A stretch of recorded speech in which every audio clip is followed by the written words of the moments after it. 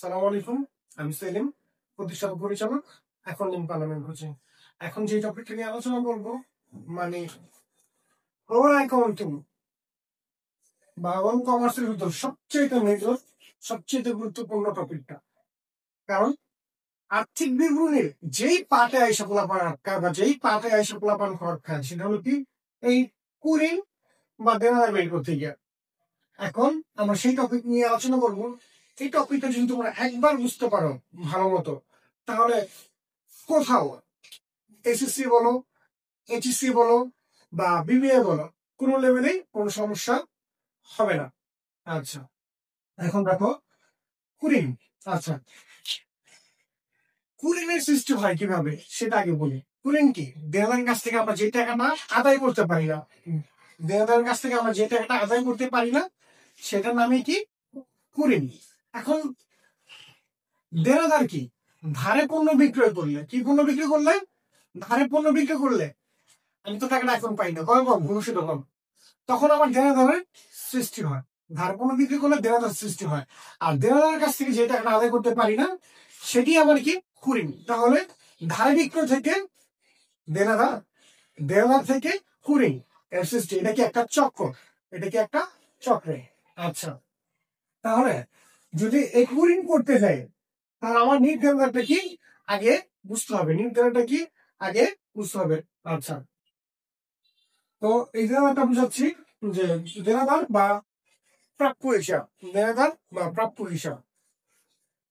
দেনাদার লিখি। আচ্ছা, ব্র্যাকেট দিয়া প্রাপ্য হিসাব লিখে দিলাম। হ্যাঁ, প্রাপ্য হিসাব। আচ্ছা, এই দেনাদার এই একটা আইটেম থাকবে কোথায়? রেওয়ামিলে। এই আইটেমটা কোথায় থাকবে? রেওয়ামিলে। এছাড়া যত আইটেম থাকবে, যত দফা থাকবে, সব থাকবে কোথায়? সমন্বয়। সব থাকবে কোথায়? সমন্বয়। সর্বপ্রথম এই দেনাদার যার কাছে আমি কি ধারে পণ্য বিক্রি করছিলাম, সেখানে দেনাদারের সৃষ্টি হয়েছে, এটা রেওয়ামিলে থাকবে। কোথায় থাকবে? রেওয়ামিলে। এবার বছরের কোন একটা সময় আমি আবার পণ্য কি করছি, ধারে বিক্রি করছি, কিন্তু খাতার ভিতরে কি করি নাই, লিখি নাই বা হিসাব তো করি নাই, সেটা কি করতে হবে? অলিখিত বিক্রয় ধরা এখানে আমার আনতে হবে। এটা অলিখিত বিক্রয় বা ধারে বিক্রয় যদি সমন্বয় থাকে তাহলে আসবে। কোথায় থাকবে? সমন্বয় থাকলে আসবে, যোগ হবে। কি হবে? যোগ হবে। যোগ অলিখিত বিক্রয় বা ধারে বিক্রয়। কি বিক্রয়? ধারে।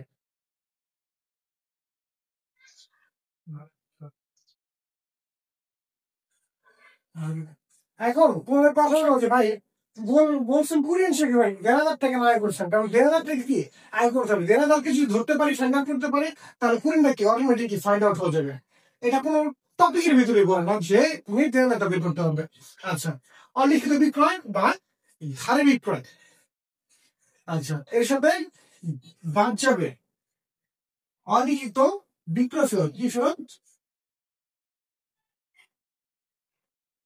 বিক্রয় ফেরত। অলিখিত বিক্রয় ফেরত মানে এটা থাকবে কোথায়? সমন্বয়।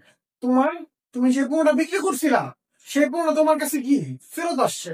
যেহেতু ফেরত আসছে, সেই ব্যক্তি কি তোমাকে টাকা দিবে? মানে দেড় এখন টাকা কম দিবে না, যে ভাই আমি তো আপনাকে পণ্য ফেরত দিচ্ছি, এখন তো কি টাকা আপনাকে আরো কম দিব। তাহলে কি দেড় কমছে? পণ্য বিক্রি কিন্তু পণ্য ফেরত পাইছে, মানে কি আবার দেড় কমছে। কথা কি বোঝা মতো করছে? এখন কুরিনের কাজ। এখন কিসের কাজ? কুরিনের কাজ। দেখো, বা নতুন কি? নতুন কুরিন। কি করে?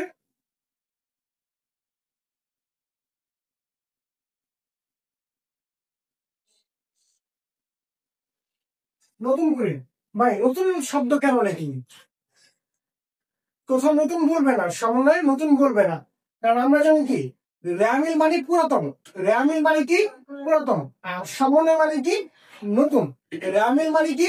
পুরাতন। সমন্বয় মানে কি? নতুন। তাহলে এটা কোথায় থাকবে? সমন্বয়। কোথায় থাকবে? সমন্বয়। তাহলে নতুন করিন। কি করিন? নতুন করিন। এটা আমরা নতুন শব্দ নতুন লিখে মেনশন করবো, তাহলে আমাদের বুঝতে কি হবে? সুবিধা হবে। আর এই দেনাদারের এই অঙ্ক যদি তোমরা পারো, তাহলে অ্যাকাউন্টিং প্রথম পত্র ইন্টারমিডিয়েট লেভেলে, অ্যাকাউন্টিং প্রথম পত্র ষষ্ঠ অধ্যায় প্রাপ্য হিসাবের হিসাব আছে, সে অঙ্কটা কি খুব সহজেই পারবে। আচ্ছা, নতুন কুড়ি। এখন এই নতুন কুড়ি কিভাবে চিনবা? কুড়ি নিয়ে একটা ভিডিও দিছি, সেই ভিডিওটা দেখবা, তাহলে বুঝতে পারবা। কিভাবে বলবে যে দেনদারের এত টাকা আদায় যখন হয়, দেনদারের এত টাকা কুড়ি হিসেবে ধরো বা কুড়ি হিসেবে অবলোকন করো, এইভাবে কিছু শব্দ বলবে যে যেটা দেখে আমার বুঝতে হবে যে এটা আবার কি কুড়িন। ভাই কুড়িন বুঝবো কিভাবে? কি শব্দ বললে এটা কুড়িন? কুড়িন সংক্রান্ত ভিডিওটা তোমরা দেখি বুঝবা, প্রয়োজন ডেসক্রিপশন বক্সে দিয়ে দেবো আমি। আচ্ছা, নতুন কুড়ি, এখানে বাদ যাবে, আরো বাদ যাবে, সমন্বয় থাকবে। নতুন কুড়ির কি সঞ্চিত, নতুন কুড়ির সঞ্চিত। আচ্ছা, এখন একটা নতুন সঞ্চিতটা কি, যে আহ, শত শত মানুষের সাথে কি করতে হয়, ব্যবসায়ীদের ব্যবসা করতে হয়, কার সাথে নগদে, কার সাথে কি বাকিতে। এখন 10 জন নগদ নিবে, 5 জন বাকি নিবে, এটা কি স্বাভাবিক। তো বাকিতে নিয়ে নেওয়ার পরে কিছু মানুষ কি একটু চাষামি করে, টাকা পয়সা দিতে পারে না বা দেয় না, সে তোমার কি কুড়ির খাতে পড়লো। এখন আমি চিন্তা করলাম যে এই লোকের অবস্থা তো ভালো না, এই লোক কিছুটা কি করতে পারে, কম দিতে পারে। এর জন্য কি আমি নতুন করে কি আলাদাজনক ভাবে কি আলাদা করে কি করতেছি, সঞ্চিতি বা জমাই যাচ্ছি। সেটা হলো কি নতুন করে সঞ্চিতি বা সন্দেহজনক দেনা সঞ্চিতি বা সন্দেহজনক পাওনা সঞ্চিতি। এটাও কি হবে, বাদ যাবে। এটাও কি হবে, বাদ যাবে। আচ্ছা, এরপরে এই আইটেমটা সচরাচর আসে না, দেনা একটা সঞ্চিত, তবে স্কুল লেভেলের বোর্ড বইয়ের মানে বোর্ড বইয়ের অঙ্কে দেওয়া আছে এটা, দেনা বার্তা সঞ্চিতি, দেনা বার্তা সঞ্চিতি। অর্থাৎ তুমি যদি এইখান থেকে এতটুকু 1 2 3 4 5 6 এই 6টা দফা তুমি যদি ভালো মতো বুঝো, তাহলে তোমাকে নিট বেরাদার করতে গিয়ে কেউ কি আটকাতে পারবে না। আমি আরেকবার বলতেছি এক নজরে, নীতি দেনাদার, নিট দেনাদার করবো নিট পুরিং বের করার জন্য। নিট দেনাদার এটা মাঝে মধ্যে কয়ের ভিতরে চায়, এটা কিসের ভিতরে চায়, কয়ের ভিতরে চায়। যে নিট দেনাদার পরিমাণ নির্ণয় করো, দেনাদার যেটা থাকবে কোথায়, মিলে অলিখিত বিক্রয় বা ধারে বিক্রয়, এটা কোথায় থাকবে, সমন্বয়। বিক্রয় ফেরত, কি ফেরত, বিক্রয় ফেরত বা ধারে বিক্রয় ফেরত বা অলিখিত বিক্রয় ফেরত, এটা কোথায় থাকবে, সমন্বয়।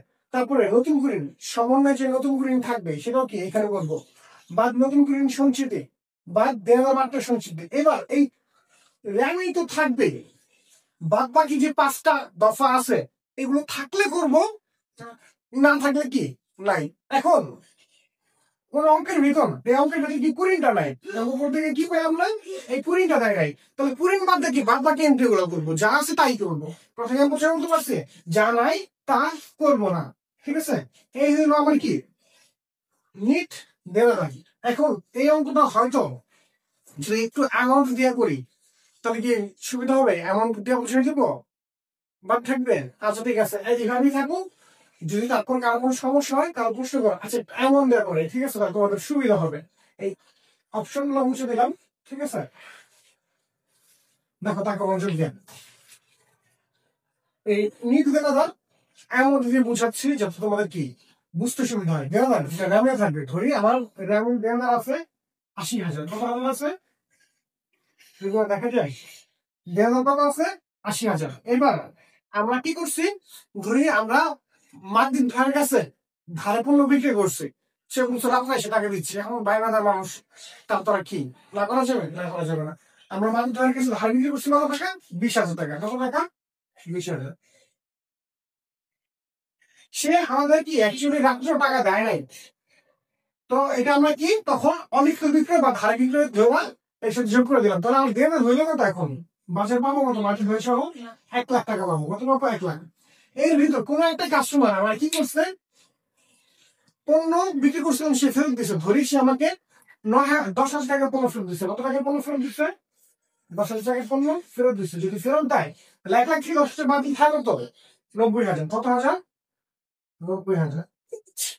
এবার মনে করো যে তোমাদের রীতি আপু, ঠিক আছে, সে কি করলো, হেল্পলেস হয়ে গেল, তার কাছে কিছু টাকা পাইতাম, এখন সে সেটা কি দিতে কি অক্ষম, সে সেটা দিতে কি অক্ষম, একটু চেষ্টা প্রকৃতির হয়ে গেছে। এখন এই নতুন করে তা এখন ধরলাম প্রায় কত টাকা, 20,000 টাকা এই আপনার কাছ থেকে কি আর পাবো না, আর পাবো না। তো এটা আমার কি হলো, নতুন করে কি করে নতুন করে দুই সাথে থাকে এত বড় একটা অ্যামাউন্ট যদি মাইনে দেয় তাহলে কি ব্যবসা করা সম্ভব? সম্ভব না। তারপরে কি আগেই তো হবে 90 থেকে যদি আমরা 20 বাদ দিই তাহলে কত থাকে 70, কত থাকে 70। এখন রীতি আপনার মতো যদি ভালো মানুষ তাকে তো মাইনে দেয়, যদি না পায় কাপটা আদায় করতে, তাহলে তোমাদের মতো কি আরো হচ্ছে বাম্পার আছে যাদের কাজটা কি আদায় করা সম্ভব হবে না, আদায় করতে নাও পারি, তখন আবার তোমাদের মধ্যে কাউকে সন্দেহ হইলো যে ওর টাকা মনে হয় কিছু কম দিতে পারবো, মাইনে দিতে পারে, ঠিক আছে? এইটা হলো আমার কি নতুন কুড়ি সঞ্চিতি বা সন্দেহজনক সঞ্চিতি। ধরলাম কত পার্সেন্ট? প্রায় আরো 10%। কত পার্সেন্ট? 10%। ধরলাম 10%। তাহলে এই 70,000 10% বললে কত হয়? 7,000। কত হয়? 7,000। কত হইলো? 6,300। কত?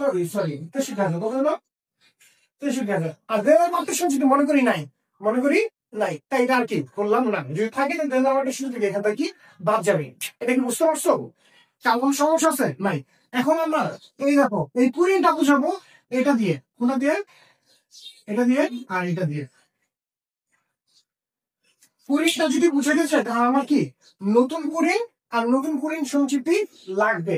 আচ্ছা, তোমাদের গেতার থেকে এখানে একটু লেখা বুঝাই দিই যে গ্রামে কি এটা আগে লেখা দরকার ছিল। গ্রামের পুরাতন, গ্রামের কি পুরাতন। আর সমন্বয় মানে কি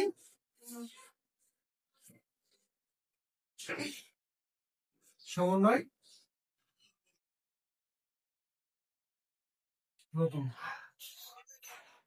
এই বুঝতে পারছো যে গ্রামে কি পুরাতন জিনিস নির্গত করবে আর সমন্বয় কি নতুন জিনিস নির্গত করবে। রাবিল মানে পুরাতন আর সমন্বয় মানে কি নতুন।